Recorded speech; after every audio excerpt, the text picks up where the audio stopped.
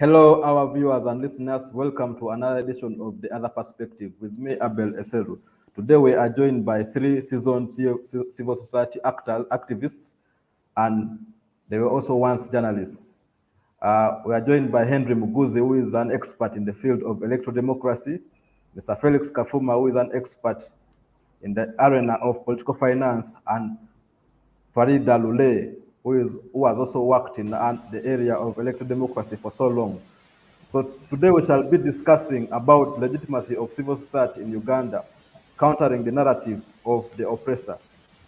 As we all know, there has been serious discontent on the part of government whenever civil society has come to do its work. A lot of allegations from some regime apologists have been flying around that civil society is nothing but agents of foreign interests and voices of opposition.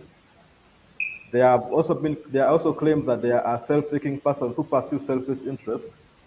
Some regime apologists have also come out saying that civil society does not have any legitimate right to talk ill about the elected government in power. Yet we all know that in the contemporary world, you cannot talk about democracy without the role of civil society. So I will start with Henry. You've been in the field of civil society for so long. Can you please bring us up to speed with this notion of what is civil society and who does civil society work for? Thank you very much, Abel, and of course, always a pleasure to be here. You reminded me about my journalistic credentials. It's quite a long time since I was a journalist, but of course, we are always told that once a journalist, always a journalist. Yeah, so we are now activists within the arena of civil society. We used to be activists using the pen and microphone. Now we are in the arena where we are using all parts of our bodies. Now, so the notion of civil society, there's been debate ongoing for quite a long time. And as you put it rightly, there's been, we've had statements that are quite discomforting when the powers that be come out and question who do you speak for as civil society. When they come and challenge you to tell who do you represent, where is your legitimacy? We think that this narrative has been going on for so long that the time has come for us to counter it as civil society activists. As a matter of fact, it should be understood that the notion of civil society is not new. But I think over the past 2 decades, it has gained more traction in many countries around the world. Civil society refers to a space where citizens go to interact and express their pleasure or displeasure on how matters of governance, matters of management of public affairs are being handled. Civil society, therefore, emerges for a reason. Now, if you look at where we came from, civil society, first of all, it should be understood that the actors who get into civil society come from the citizens themselves. And there is a reason they emerge. The reason they emerge is that being part of the citizens, they face challenges and hardships and problems and some sort of oppression that gets to put them in a situation, in a place that is discomforting. Civil society, by its very nature, is a space where people that are civically competent interact. And therefore, it has become anonymous with people that are a little bit exposed, education-wise, but also economically and so on. And therefore, when we get to be exposed, some people think it's a space for elites. It's not a space for elites. It's a space for those that are civically competent. The challenge is that oftentimes those that are civically competent are also elite. Now, the way we emerge is that we emerge from the citizens, and therefore we are the citizens ourselves. We are the oppressed. And therefore, at any one time when the community has a problem around, there will be a few people that will rise up to do something, say something about it. And therefore, when these people rise up, they are part of the citizens. When you read the Constitution, chapter 1 of our Constitution, which says that all power belongs to the people who shall exercise their sovereignty in accordance with this Constitution. So that power which belongs to the people doesn't mean that all of them shall wield it. There are a few that step forward. So the people you see that are occupying the space civil society today are those that have stepped forward from the citizenry. Therefore, if I am a citizen, I don't have to be voted. My legitimacy is because I am a citizen. My legitimacy is derived from the Constitution of the Republic of Uganda that puts it clearly that power belongs to the people who shall exercise it. Now, why does civil society emerge? We have said it's because problems in society exist. Now, if you look at history, in the 1980s, most of the organizations, most of the civil society organizing that arose was because was in response to HIV, was in response to orphanage, because that was the problem then. Over time, things have gone on changing. Now, when you have a regime that has been in place for 35 years, a regime that has failed to curb corruption, a regime that is superintended over inefficient public institutions, a regime where services are not delivered to the level and quality that citizens expect, a regime where if you get sick, wherever you are in Uganda, your first point of call is not a public health center, but a private health center. A regime, a situation where roads are impassable in the communities there, and you have to wait for those that are contesting for elections to open them for you when you pay taxes. You get to see that the issues of misadministration, the issues of deficits in the governance, the issues of deficits in accountability, and therefore the problems that are going to confront the citizenry at that time are going to be problems around accountability deficits, democracy deficits, and therefore that's why you see today a lot of civil society is working on issues of democracy, issues of accountability, issues of human rights, issues of constitutionalism.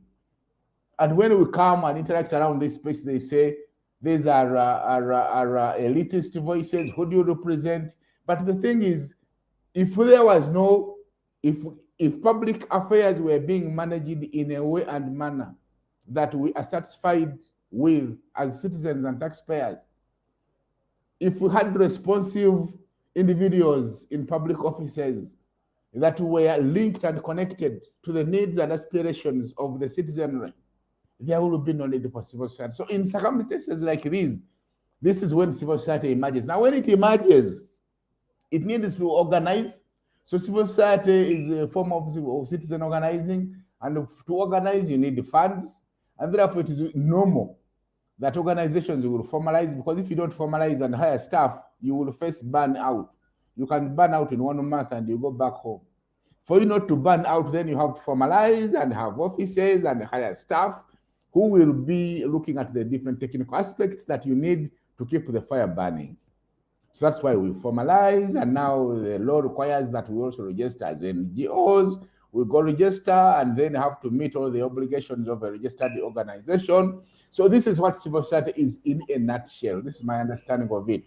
Let me leave my colleagues to have their say. I'll come back to come back later.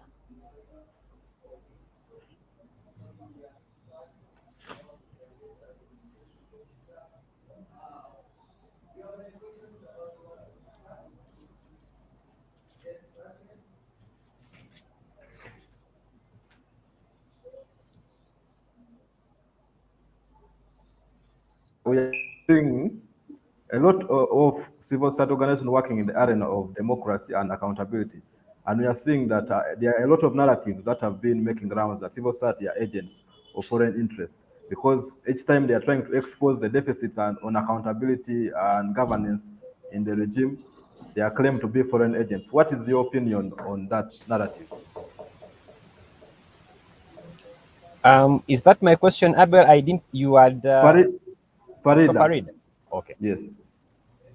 Did the Farida hear it? Because at one time you were almost muted, the Abel. We could not hear what you were saying.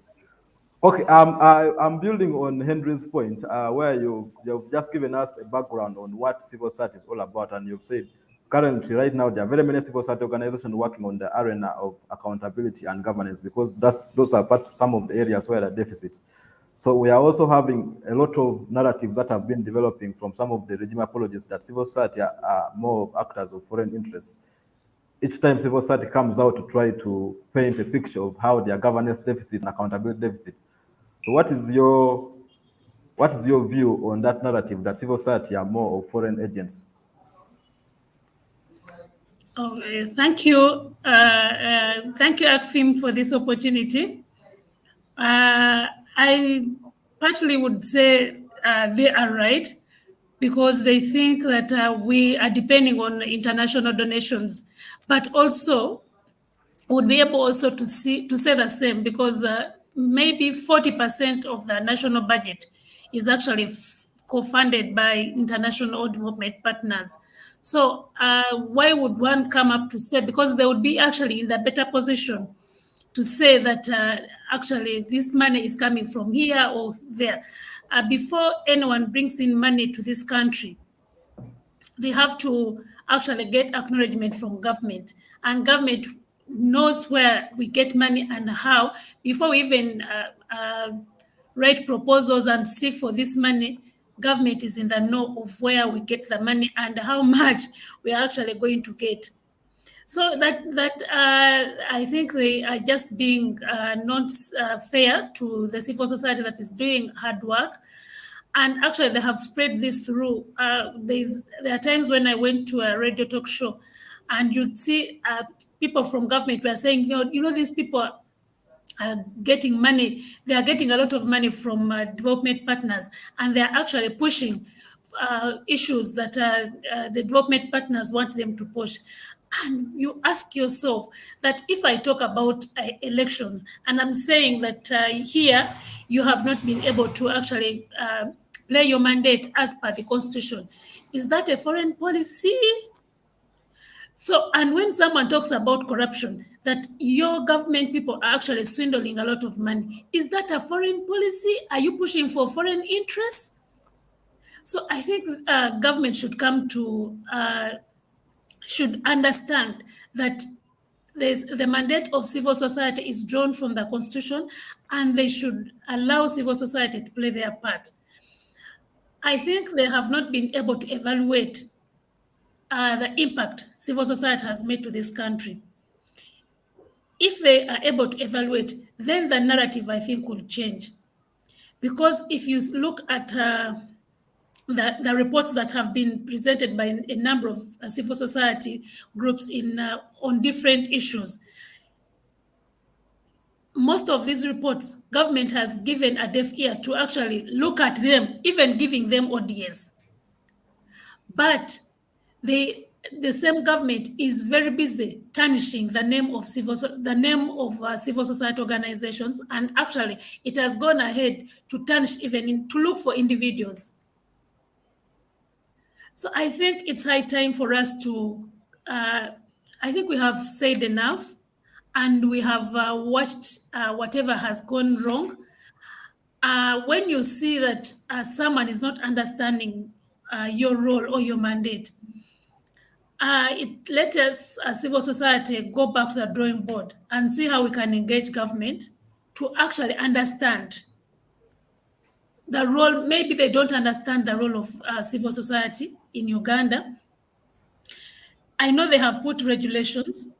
I know that they have come up with so many laws to curtail the operations of civil society, but civil society organizations have actually been able to penetrate through, despite all those stringent measures the government has put through. So I think, like Henry said, before, people are not looking at, they were looking at political issues, the economic issues, and mainly health issues. But right now, the civil society, civil society membership has grown, and you see that the sector has grown. It is looking into each and everything. Even right now, you'd see that there is a civil society that is looking critically at the budgeting, only budgeting. So I think government is becoming so scary of what is happening, and the wings of civil society has grown so wide. So they are trying to see how to cut off some of the wings, or to tame some people and threaten them, for them not to be able to go into deep of auditing what government is actually doing. Thanks so much, Farida. Felix, you've just had Henry and Farida both hint on that civil society derives her mandate from the 1995 Constitution. And the 1995 Constitution clearly, under National Objective 2, which looks at democratic principles, has a provision that stipulates that civic organizations shall retain their autonomy in pursuit of their declared objectives. How autonomous do you think are the current CSOs in the context of their operations within the legal framework which we have today? Thank you, Abel.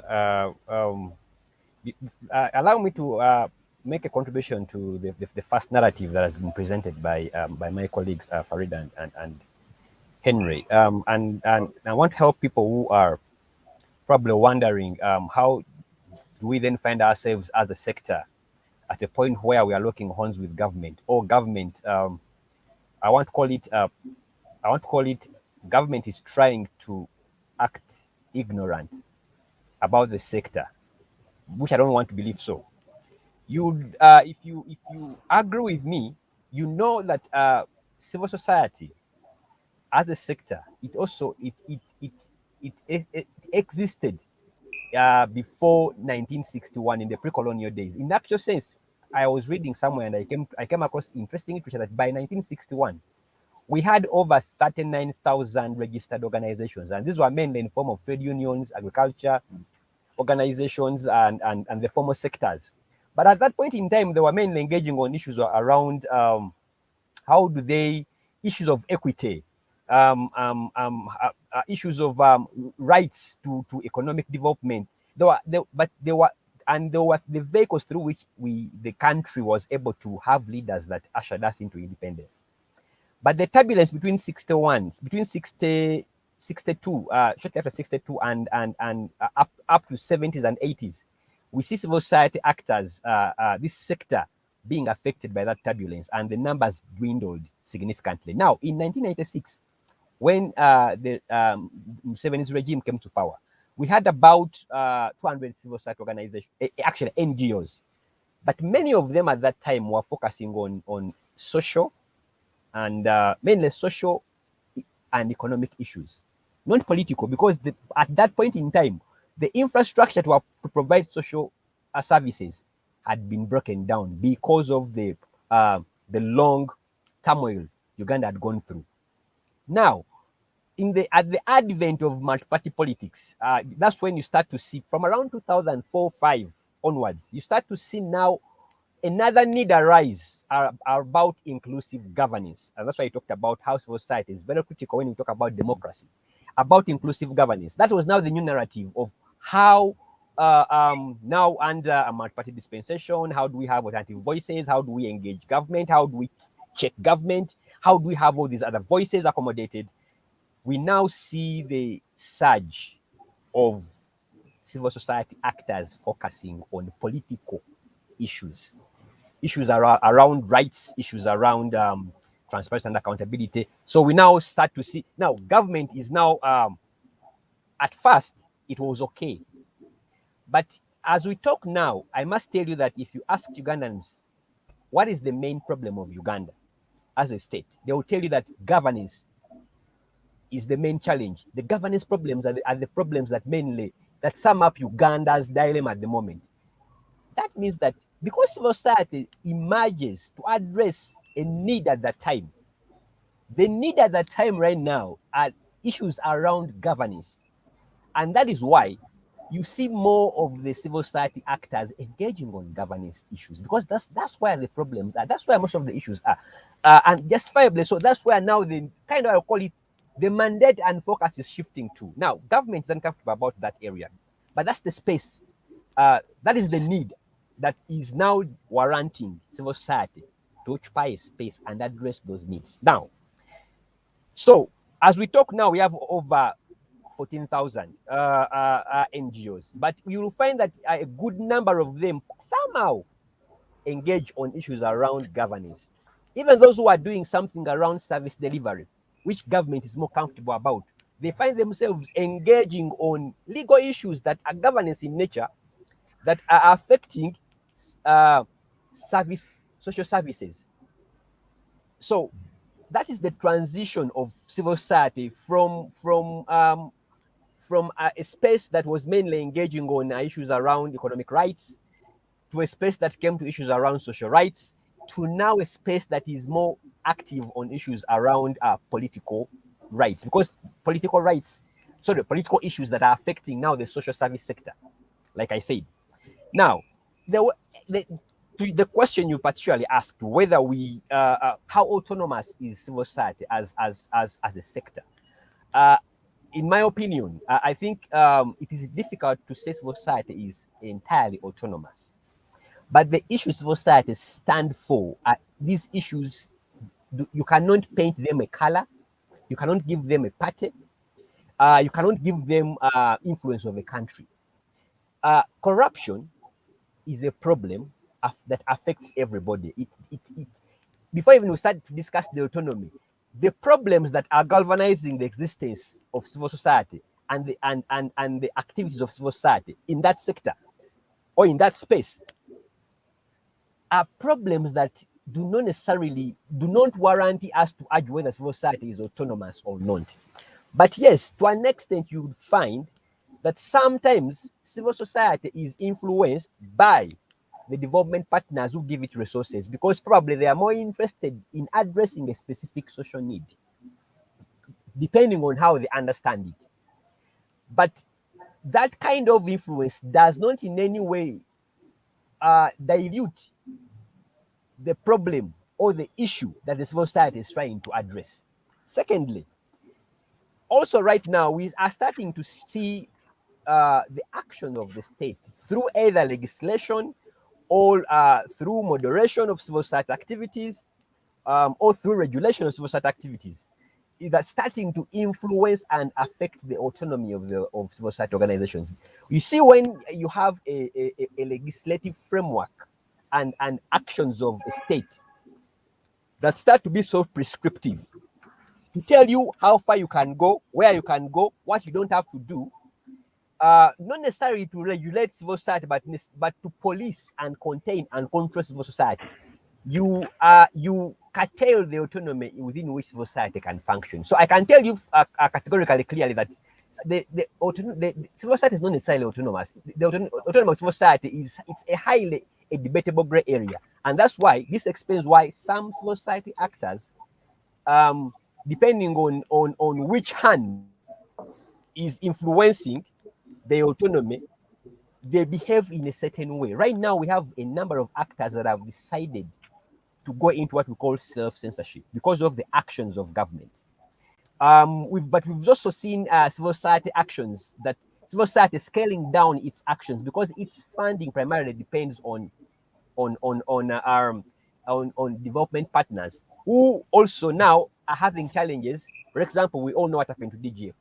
So because of the fact that even our financing primarily is not local-based financing, it's external financing, the autonomy is that much affected because of how far we can finance. We can be self-financing in our activities. So we are not necessarily autonomous, but the fact that we're not autonomous does not discount that the issues we are addressing are issues of national concern, that every citizen that is a Ugandan should agree that those are the gaps that civil society legitimately is trying to address and deal with.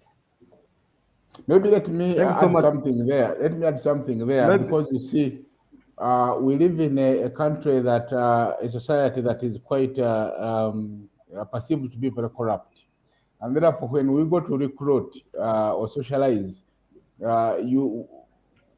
we don't have much control. So the point I'm trying to make is this: that it is possible that civil society could have bad elements, people that are self-centered, people that are doing things that are not as patriotic. But the existence of a few rotten apples in the basket does not mean all the baskets are what? All the apples in the basket are rotten. And therefore, it takes us back that civil society is a group of legitimate citizens that have risen up to handle legitimate issues. They don't have to be voted for. Their legitimacy is anchored on them being citizens of the Republic of Uganda. Thank you. Henry, I want to bring you back. You've just talked of civil society being a legitimate group of individuals that come up to address issues of national concern, as also Felix already Of hinted on. citizen concern, yeah. Yes. So, what is your take on what is the value add of civil society in the entire discourse of democracy and development in Uganda currently? So, as you know, that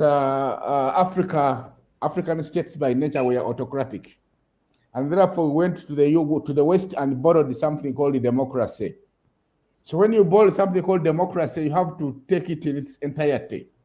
So, democracy demands that there must be a group of citizens that are able to bring pressure to bear on the people that have been elected into public office to make sure that they serve the very interests of the people.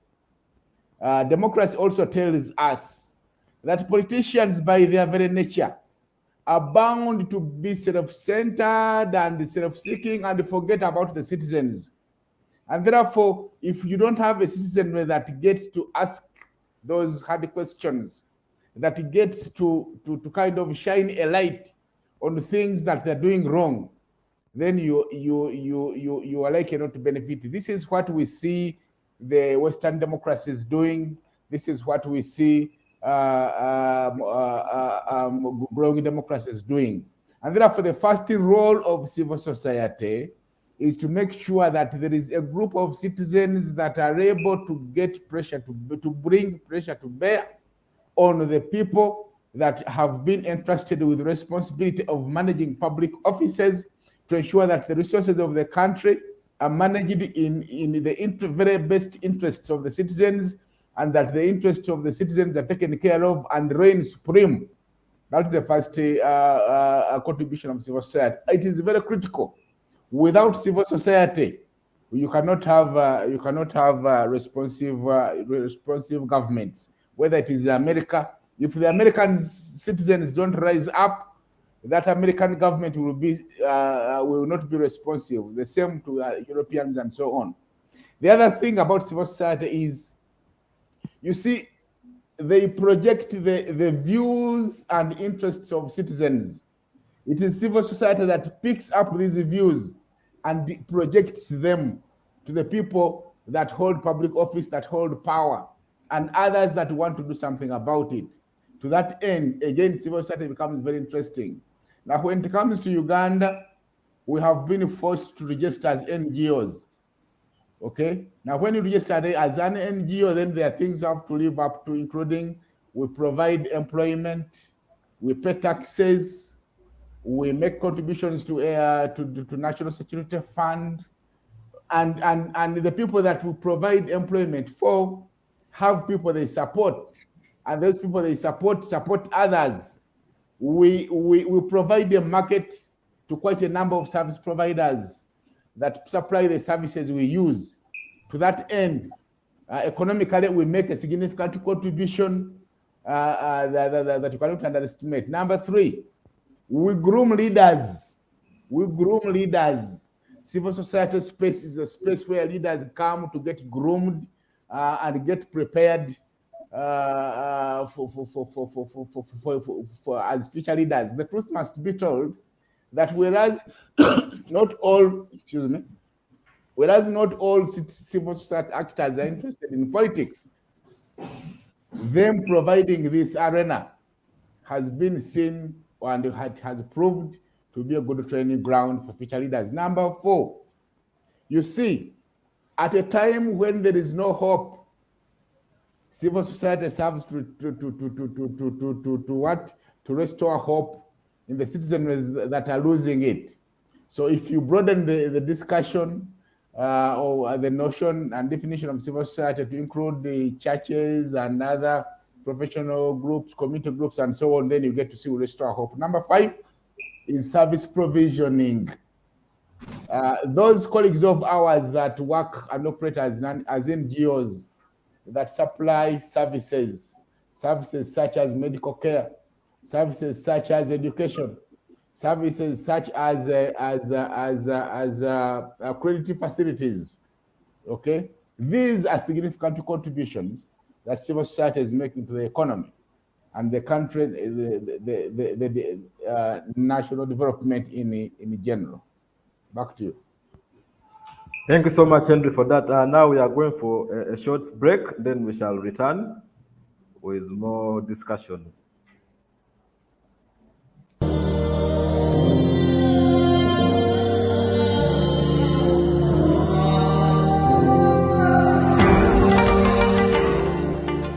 An NGO is, or NGOs really, are independent institutions, independent of government, and they occupy a unique space between the government and the private sector.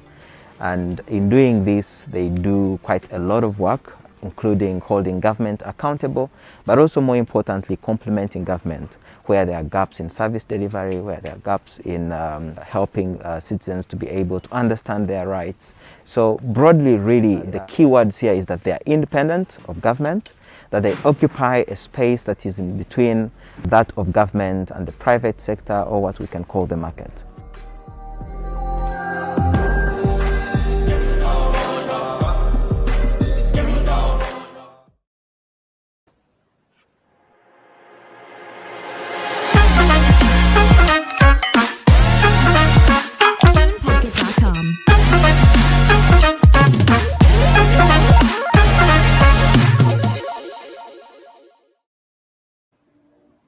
Welcome back from that short break. Today we are joined by 3 seasoned civil society actors. We are discussing a topic on legitimacy of civil society in Uganda, countering the narrative of the oppressor. Before we went for a break, Henry was still giving us his views about civil society. And I want to bring on board Farida from that point of view. You've just heard how Henry and Felix were trying to bring and discuss how civil society currently is operating in an environment which is more of prescriptive or restrictive in nature. And they are finding it very hard to continue with their work. But you've also heard the other side of it, how the contributions of what contribution civil society has made towards the development of Uganda. So according to you, how come that the current regime does not appreciate so much the work of some of the civil society actors, especially those on the area of governance and accountability?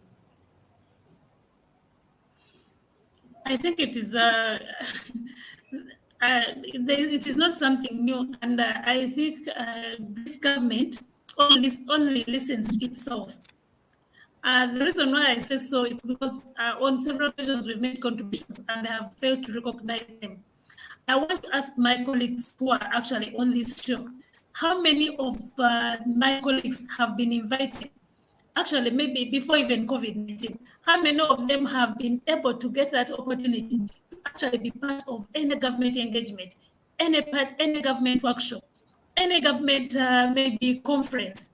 You know, when they are actually inviting, organizing a conference to discuss issues to do with to do with governance or service delivery, any issue, be it health, be it electoral reforms, be it anything, those sectors will invite government institutions to actually be part of the discussions. And maybe in that forum, they will ask development partners, people who are actually contributing some little bit of money to maybe to those sectors. And when you penetrate to actually be part of those engagements, they will give you little audience. yet they actually know that civil society is at the grassroots. And we have a lot of information that can actually be shared in those and with government, and government can take advantage of those of such information to actually address the issue at hand. So the mere fact that even the institutions themselves listen to themselves, and there's the time when I even laughed. I went to an evaluation meeting. It was at Hotel African. It was actually organized by Electoral Commission, and the whole room was full of security people. The whole room was full of returning officers, and maybe UNDP,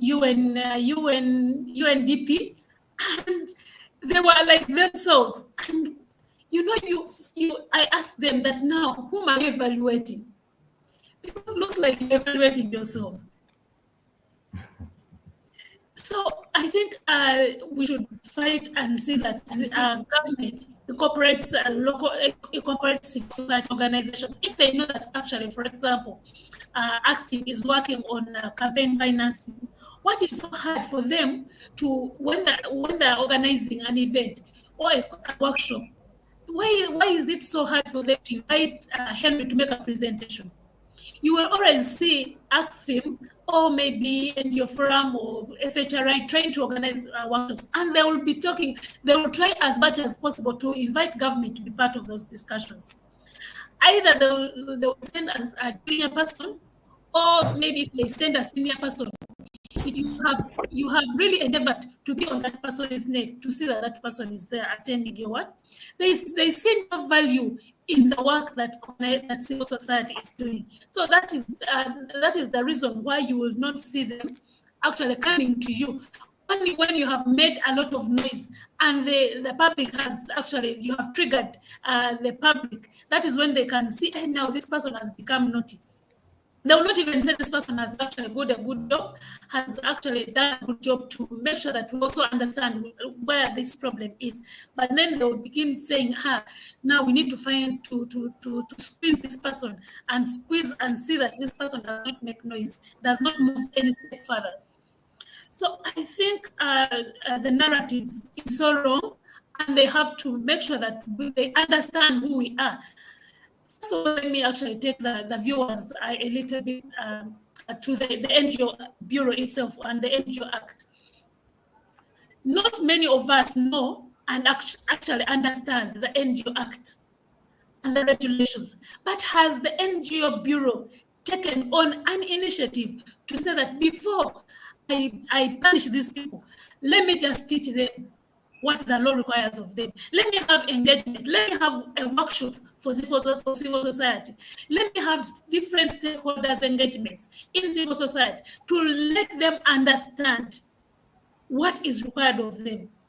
Actually, I was disturbed at one point when I said that if you are to shift from one address to another address, and the NGO Bureau happened to learn of it that you shifted, that is also a crime. You need to actually tell them. And I said, I actually did that. You have to notify NGO Bureau before you actually shift your offices and the address that you indicated when you're applying.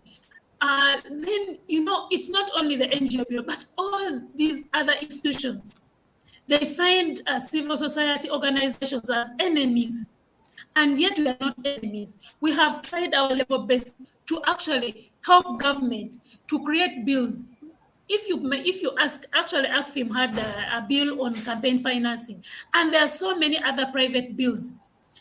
Civil society is behind the 48-hour rule, which each and every government official and even this opposition, everyone is clinging on to the 48-hour rule. It was not an initiative by government. It was an initiative by civil society organizations.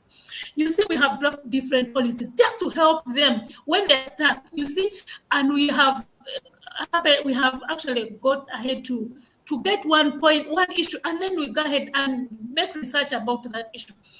We present it to them, and you see when they can actually sneak in a few things, and yet they know that if they are able to sit on the same table with this person who has actually highlighted this issue, they're able to enrich their discussions and conversation. You see, civil society has done a lot, but government just doesn't want to appreciate what we have done. When you look at interpreting laws, not many Ugandans can actually understand the constitution. They do not understand the constitution. They do not understand the laws. Someone is arrested and the person is just there. He has no even, he's not aware that he can even ask for bail. That you are not even supposed to pay for police bond. It is free. It is civil society that has come out to actually explain, to go an extra mile to explain to people. It is civil society that has gone an extra mile to go to prison and put paralegals to explain that, this you can actually stand for yourself and tell the judge that, I need to start, I need to get bail. So when you look at the work that you have done, when you look at the work that has been done by Chapter 4, NGO Forum, ONET, it is a lot of work. And I think we need to document and go back to the drawing board and bring government and say, okay, let's document what civil society has done. Maybe at that point, these people will be able to change the narrative about civil society. And I think, like everyone is saying, that we have to, even if we seek audience with Parliament, I think Parliament will not hear us. I think we need to seek audience with the executive. If we seek audience to the executive and we explain ourselves, maybe the narrative will change. Because even the small fish is clinging, thinking that they want to please the executive. So they try to sabotage even that person in the district. When it came to elections, that is when you realize that, oh my God, even this small fish in the district can actually also make noise to actually come up and say, no, you are not supposed to be in the district. I'm Ugandan, for God's sake. Before even you speak of something, I have a mandate to move wherever I want because this is my country. But you find an RDC saying, no, you go back, you're not even supposed to be in the district. How? That you have to seek permission from the district for you to have an engagement in the district. You are consulting your fellow Ugandans and you're trying to, and actually you have already explained yourself to the NGO Bureau. They have all the documentation that one requires. And these are the people who are actually trying to organize and actually supervise NGOs. For God's sake, why am I going to the RDC? I'm representing a national NGO. But now the RDC is also trying to show that he has the mighty. So you have to go there and also explain to yourself. Before you go, you have to explain to police, as if the matter you're going to discuss actually is security threat. So I think I know that the narrative is so bad and these people will not understand us whether we like it or not, that the conversation has to change. The conversation has to change, and then we have understood, you understand that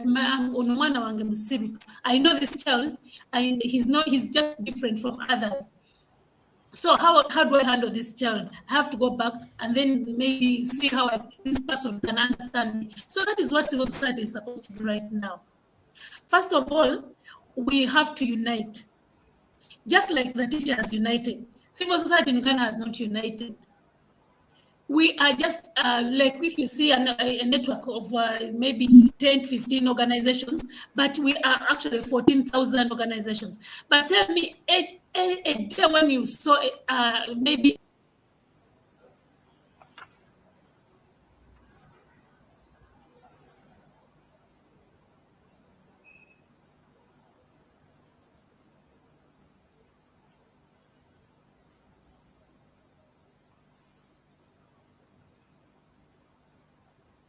people went to Uhuru before he was contesting, at the time when he was contesting. They first of all, they registered themselves, and there were 1 million people with disability, and they're all eligible voters. So they went and said, we have a vote of 1 million. If you are to give us, if you want our support and we are ready, we have our contacts, and these are the people we are going to speak one voice. But we want ABCD. And I'm telling you right now in Kenya, that people with disability, if they are importing cars, they are not taxed. Because they made their voice heard and they were united. So Kenya was able to actually to listen to what they're saying. So I think civil society, we know we have now had a problem. Every one of us has actually been affected in one way or another. So it's high time we unite ourselves and then speak with one voice, whether this one is handling disaster, whether this one is handling domestic violence, whether this one is in governance. We need all to come together and see how we are going to handle this matter. Otherwise, whether we like it or not, this very government is going to catch one by one and say, this one, you have not been able to renew your permit on time. Go back to bed. When you wake up, I will see what I can do. And it is in there, the ball is in the hands. They know when to do it. If they punish you well, maybe you never even come back on the table.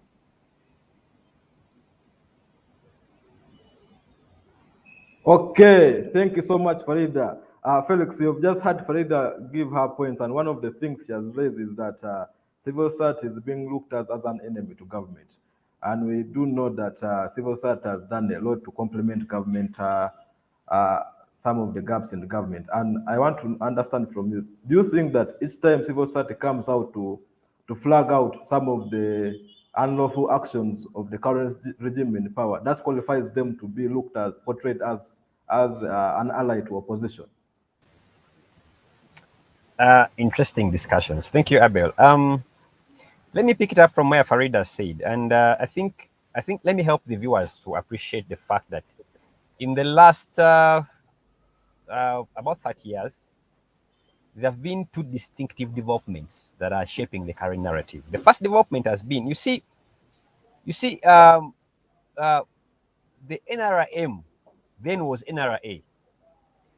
They take power in 1986 as a military outfit.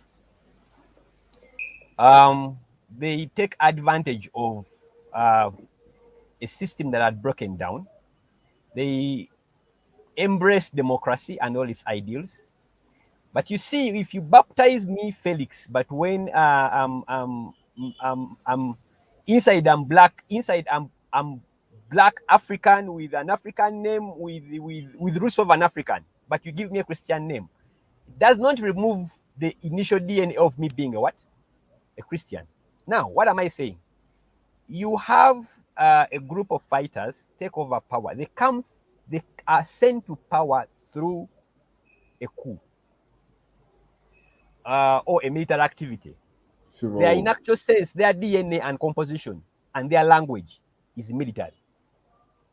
But they need to be seen like other ducks. So they take on the feathers or the coats of democracy. So for that time, they walk like they are practicing democracy. And in that space, they are comfortable because they are buying legitimacy. That is one. Two, but they are also enjoying international acceptance. But along the way, because you see, the population grows and the population dynamics change, then you have a very youthful population that has a lot of unanswered questions that are reflecting in the last 30 years.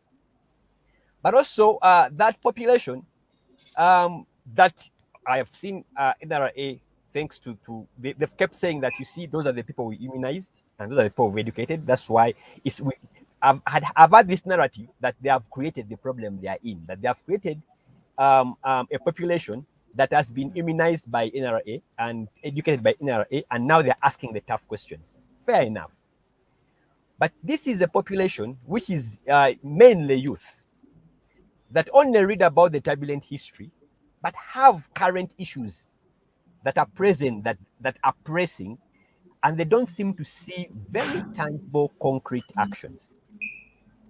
Now, you also have now a civil society actors occupying a space, responding to the needs of that constituency, which is over 70%, by the way. That are mainly, these are social problems, but with a lot of political arguments behind them. then you start to see what at one point appeared to be a democratic duck shedding off its feathers, now telling you that, okay, outside you are seeing a duck, but inside I'm actually an owl. I'm still as fierce, I'm still military, as you can imagine. What happens? If you've observed the last 10 years, you've seen how the public service, the ministry, all these very important institutions have taken on an outfit of a military, of an army. And why? It's because now, after 30 years of leadership, you start to transit into what we call a self-preservation mode. The question is, how do I stay in power? How do I retain power? Now, that question, to answer it affirmatively, is that you must find a way of controlling dissent. The dissent we are talking about is the dissent coming from these 30-year-olds, 25-year-olds, 20-year-olds, 18-year-olds, youth, who are confronting challenges that are not yet answered. So you start to see that even the way you govern, legislate, regulate, control, you go back to your actual outfit, your actual DNA is militaristic in nature. So you have internal affairs controlling NGO activities. You have the NGO bureau filled with the operatives. You have at local government level, you have other DCs who are operatives. Operatives everywhere. Operatives everywhere. So it is you see that transition. Where we began from, we are back to where we began from, in that kind of space. So civil society is now in that kind of space, operating in that kind of space. Now, whether we comply, whether we stick to the rules of the game to the dot, whether we do what government is asking us to do, as long as we start to be that voice that asks the questions, that these questions that question, because the credibility of a state mainly lies in the capacity, the willingness of the state to address social concerns of the day. Me, Felix Kafuma, I need to go to hospital and find drugs. I need to move. If I'm paying taxes, the roads must be fixed. I must have access to water. These are things that are non-political in nature. But when I ask them in a space, I'm organized by a civil society actor, then I'm misconstrued. Even if I'm not misconstrued, there is a narrative that any civil society organization that is in any way doing a work to mobilize and enlighten and empower citizens to ask the hard questions of accountability, you are doing work that can be perceived to be atrocious or perceived to be antagonistic to the establishment. Why? Because those are the questions that speak to what I would call the number one legitimacy of any state, of any government. Why does it exist? In response to the citizens it leads. So civil society becomes the punching bag. Civil society becomes the sacrificial lamb. Civil society, we are in that space where now we are looked at as the problem, because we provide the space, we are the catalysts, we organize, we empower for these citizens to be able to understand the hard questions they're asking government to account for the 30 years they've been in power. Why is it that we are still grappling with these problems? So, because of the history of the people who are at the helm of leadership, they have transited this country into a militaristic country, also making our space difficult to operate. Also viewing, you see, when you have a military perception, you start even to view alternative voices as enemies, and you deal with them as if you're dealing with rebels. That's why if you pay attention to the language used by the head of state and part of those point establishments, the language they use towards especially civil society, that we operate like as if we are antagonistic. I don't know how I can put that in English. Maybe Henry will help me. But that's where it is. The perception shaped by their history and their understanding is where civil society now has to contend and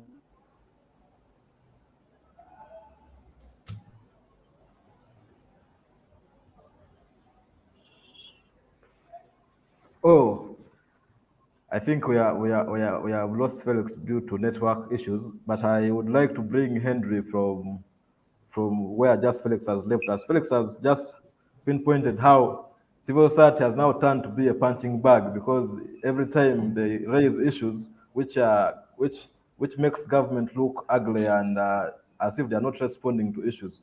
And we are seeing government is coming systematically to close some of the spaces which civil society is operating in. Do you think with the current context, civil society has a future in Uganda? Thank you very much. And I think I'll be going off before top of the hour because I have another engagement. So it's like this for any government that is autocratic in nature, because there is no question that we have an autocratic regime in place. In order for it to continue surviving, it is important and critical that it continues or its agents continue to subdue any form of citizen organizing. And therefore, that is from the very playbook of an autocratic regime. But in terms of the future, to the citizens, I think it's important that civil society stays because civil society, wherever we have seen them in any jurisdiction, they have been the guardians of democracy and the good governance. And therefore, it is in the very interests of the citizens for this to stay. But that's not the interest of the people in power. The people in power would want civil society to disappear so that there is nobody to hold them accountable and keep them in check. So we have to fight for survival. Thank you. Thank you. Well, we are left with only 3 minutes to end the show. I would like each of us to give parting shots, especially on what civil society should do best in order to make sure that they are able to operate without being seen as enemies of the establishment. I will start with you, Farida, in 2 minutes. I still think that we need to unite and let government understand what we are doing. But also we have to pick a few lessons from, I think, the leader of opposition, Honorable Matthias Mpuga. Honorable Matthias Mpuga came to that office. I think he has gone all through these other elections and he has had it and he has had the experience in parliament and knows, but he has changed the narrative of how to approach. And I think the government also is shocked the way he's handling his issues. It's high time for us also to change how we approach issues. We need to show government that now the civil society that you thought that it is a punching bag has now changed. So it is now upon us as civil society to change the way we are doing things, because whether we like it or not, if we go ahead with the usual things and the usual approach, it's going to affect us in one way or another. I think that is it for today. Thanks so much, Farida. Felix, what are your parting shots and what do you advise civil society actors to do so that they are able to work closely with government and not being seen as oppressors of the regime? Thank you, Abel. I think for me, just like Farida said, I think time has come for civil society to put aside its differences. This is a sector under attack, irrespective of whether you are engaging in social service delivery or not. At the end of it all, it's the sector. When actors in the sector are challenged, you are equally affected. I think it's high time we came together and we combined, or we united on one common front, on a common issue right now, which is at hand, to engage government. We see when you engage government as a bloc, as a voice, as organized, they will be willing to listen, and there could be some good things come out of that kind of engagement. I think for me, it's the unity that is more important at this point in time as civil society actors to engage government. we have no option, but we have to engage government. Thank you. Thanks so much. Henry, what are your thoughts on how civil society should proceed with its operations? I don't know about engaging with someone who already sees you as his enemy, but I think unity is going to be the thing. The truth is that there is a determination to make sure that the society, the civil society sector ceases to exist, and that does seem to be the calculation and plan that has been in place for a long time. But I think we have to be united and keep pushing. And we don't have the machines, we don't have the guns, we don't have the monopoly of coercion. We don't have these. But I think our power rests in the unity of the people, because we are the citizens. We are here. We will be here. They found us here, so we will still be here. Thank you. Thank you so much, Henry, Felix, and Farida, for your views. You've been a good guest of panel to listen to. We are ending this show because we have run out of time. I want to thank all our viewers and listeners outside there. My name is Abel Esero. We shall be back again next week with another edition of The Other Perspective. I want to thank you all. Let's keep pushing. Civil society is a key actor in the development of any country. No government can work without being criticized. Of course, constructive criticism is always good for any government. So we need to appreciate any constructive criticism that helps us to also look at some of the gaps we are not addressing, and we try to see how do we work together with other stakeholders to address those gaps. So when civil society comes in and tries to flag off some of the gaps or unlawful actions of government, let them not respond by being oppressive to those people who are trying to flag off some of those issues, but they need to sit back and reflect on some of their actions and improve so that they can be able to govern in a more transparent and accountable manner. Thank you so much.